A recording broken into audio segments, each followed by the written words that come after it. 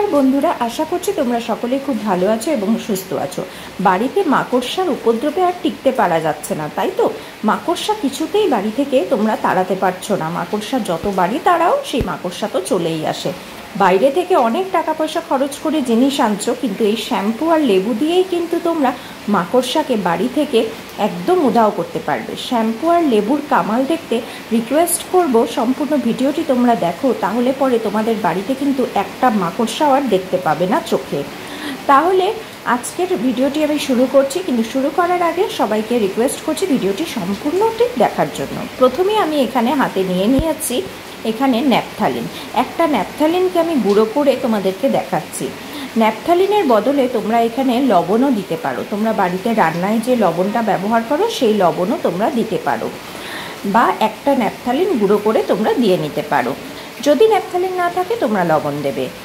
এইবার দেখো, এখানে শ্যাম্পু দিয়েই কিন্তু আমি সমস্তটি কাজ করব। শ্যাম্পুটা এখানে এই জন্যই দেবো যাতে করে গন্ধটাও খুব সুন্দর থাকে, আর শ্যাম্পুর মধ্যে এরকম কিছু জিনিস থাকে যেটাতে মাকড়সা সহ্য করতে পারে না।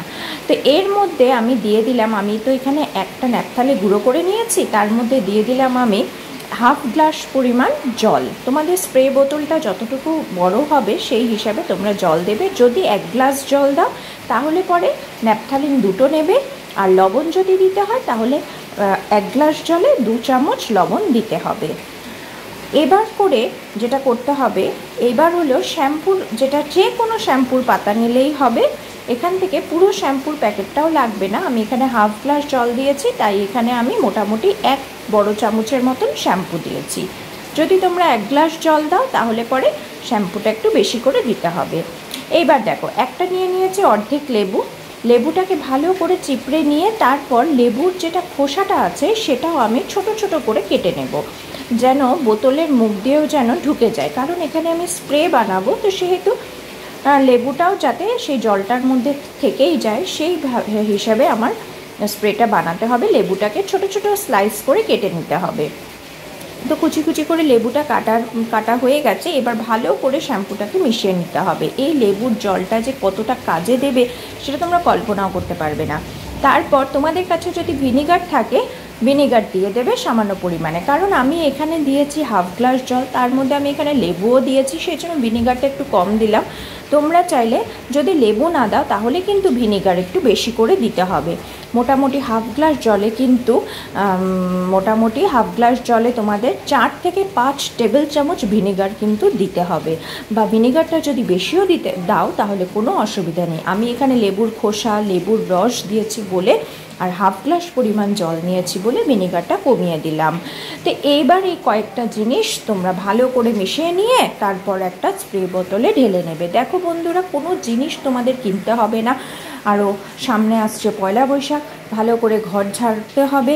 তো মাকড়সা যদি আবারও হয়ে যায় তাহলে কিন্তু ভীষণ খারাপ লাগবে। তো এই জন্য আমাদের বাড়ি থেকে মাকড়সা একদম ভালো করে উধাও করার জন্য এই কয়েকটা উপকরণ দিয়ে তোমরা যদি বানিয়ে ফেলতে পারো একবার, তাহলে পরে দেখবে মাকড়সা আর তোমরা চোখে দেখতে পারবে না। আর এই স্প্রেটা কিন্তু তোমরা রেখেও দিতে পারবে। আর এই স্প্রেটা কিন্তু, এই জলটা কিন্তু তোমরা যেখানে খুশি সেখানে ইউজ করতে পারবে, কোনো হার্মফুল না। আর যেহেতু ভিনিগার লেবুর মধ্যে অ্যাসিটিক অ্যাসিড থাকে, সেই জন্য কিন্তু মাকড়সা খুব তাড়াতাড়ি চলে যায়। আর মাকড়সা কিন্তু মরেও যায়, মাকড়সা কিন্তু আর ঘরের মধ্যে আসে না, কারণ যেহেতু অ্যাসিটিক অ্যাসিড থাকার জন্য মাকড়সা সেটা সহ্য করতে পারে না। তো এইবার দেখো, আমি এখানে ঢেলে নিয়েছি, স্প্রে বটলে ঢেলে নিয়ে এবার আমি যেখানে যেখানে মাকড়সার উপদ্রব সেখানে সেখানে দিতে হবে। প্রথমে কিন্তু যেখানে মাকড়সার জাল পড়ে রয়েছে সেই জায়গাটা ভালো করে পরিষ্কার করে নিতে হবে। তারপর এটা স্প্রে করতে হবে যাতে মাকড়সা আর বাসা করতে না পারে, মাকড়সা বাড়িতে আসলেও যেন চলে যায়। সেই জন্য এটা মাঝে মধ্যেই তোমরা ঘর দুয়ার পরিষ্কার করে তারপর এখানে স্প্রে করে দেবে যেখানে যেখানে তোমাদের মাকড়সা আসে। এটা গ্লাসে দিলেও কোনো রকমের আমার মনে হয় না দাগ পড়বে বলে, কারণ আমি তো দেই। তো তোমরাও দিয়ে দেখতে পারো। আর তারপর যেখানে যেখানে মাকড়সার বাসা হয় সেখানে পরিষ্কার করার পর মাকড়সার জালটা পরিষ্কার করে নেবে, তারপর সেখানে এই স্প্রেটা করে দেবে। তাহলে কিন্তু দুইবার আর এসে মানে আরেকবার এসে মাকড়সার বাসা করতে পারবে না। তো এটা তো খুব একটা ভালো উপকরণ, আর এটা তোমরা ঠাকুর ঘরেও ইউজ করতে পারবে, যেহেতু এখানে পেঁয়াজের রস রসুনের রস কিছুই দেওয়া হয়নি। তো সেহেতু তোমরা এটা যেখানে খুশি সেখানে ইউজ করতে পারবে। আর এটার গন্ধটাও খুব সুন্দর বেরোয়, তো সেই জন্য তোমাদের গন্ধটাও কিন্তু ভালো লাগবে। আর এটা কিন্তু ওয়ালেও কোনো রকমের দাগ ফেলবে না, তো সেহেতু তোমরা যেখানে খুশি সেখানে এটা ইউজ করতে পারবে। আশা করছি আজকের ভিডিওটি তোমাদের ভীষণই কাজে আসবে। যদি ভালো লেগে থাকে তাহলে কিন্তু অবশ্যই লাইক করে দেবে, আর আমাকে কিন্তু কমেন্ট করে জানাবে যে তোমাদের কেমন লাগলো। ঘর পরিষ্কার করার জন্য এর চেয়ে ভালো উপায় আমার মনে হয় না আর কেউ তোমাদেরকে দিতে পারবে বলে।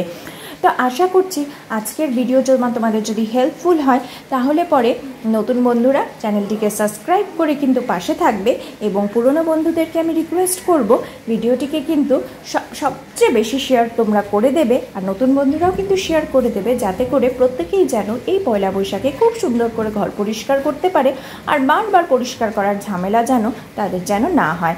তো সেই জন্য আমি সবাইকে রিকোয়েস্ট করব চ্যানেলটিকে সাবস্ক্রাইব করে পাশে থাকার জন্য। এবং এটার মধ্যে যেহেতু কেমিক্যাল নেই সেহেতু কিন্তু তোমরা অনায়াসে এটাকে ইউজ করতে পারবে। তো আজকের জন্য এখানেই শেষ করব আমি। তো দেখো আমার যেখানে যেখানে মাকড়সার বাসা রয়েছে সেখানে সেখানে আমি ভালো করে স্প্রে করে দিচ্ছি। তারপর সবচেয়ে বেশি মাকড়সা হয় বাথরুমে মাকড়সার যেদিন পরিষ্কার করবে মাকড়সার জালগুলোকে পরিষ্কার করে তারপর বাথরুমেও এটা স্প্রে করে দেবে। ভেন্টিলেটরে হয়, তো সেখানে সেই সব জায়গায় এই স্প্রেটা যদি তোমরা করে দিতে পারো একবার, তাহলে পরে দেখবে মাকড়সা আর কিন্তু তোমাদের বাড়িতে ফিরে আসবে না। আশা করছি আজকের এই টিপসটা খুবই ইউজফুল হবে। খুবই সামান্য জিনিস দিয়ে দেখিয়েছি। ভালো লাগলে লাইক